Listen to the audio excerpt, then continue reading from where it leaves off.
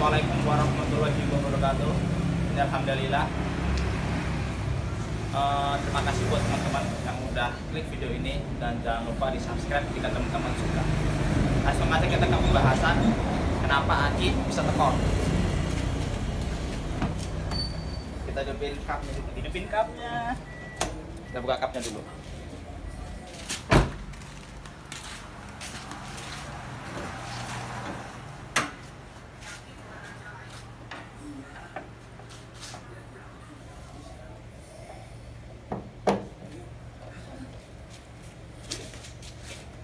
Ini teman-teman, jadi ini adalah dinamo alternator. Dinamo alternator adalah komponen penting dalam kelistrikan mobil dan berfungsi untuk menyalurkan listrik dari dinamo ke aki. Dinamo alternator ini sering disebut juga sebagai dinamo cas atau dinamo ampere. Dinamo alternator ini adalah bagaimana cara dia dinamo alternator ini mendapatkan listrik dari perputaran rotasi yang ada di dalam dinamonya sendiri.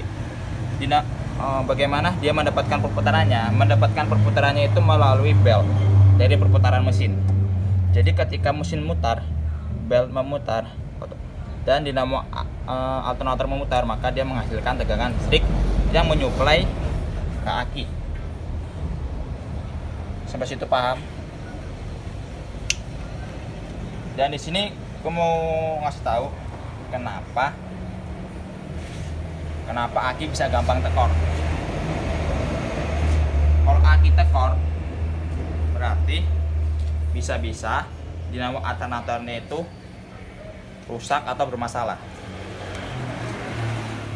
Jika teman-teman bertanya, bukankah ada aki yang mengatur semua kelistrikan? Nah, itu dia. Saya analogikan begini.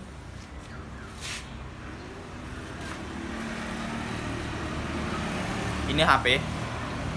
HP ini adalah mobil. Dan baterai ini adalah Dan baterai ini adalah akinya.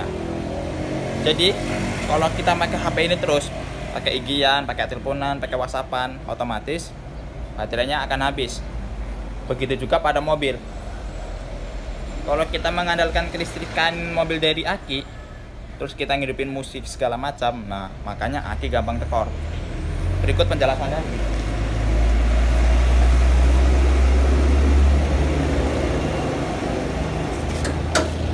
Kita masuk ke dalam.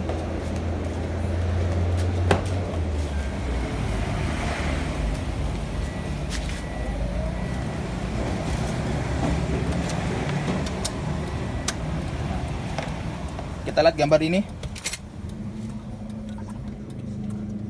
Indikator aki. Jadi ketika indikator aki ini hidup, nyala, semua kelistrikan mobil itu tenaganya dari aki.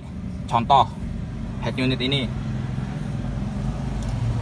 kayak kita dengerin musik, dan ini tenaganya dari aki. Lampu baca,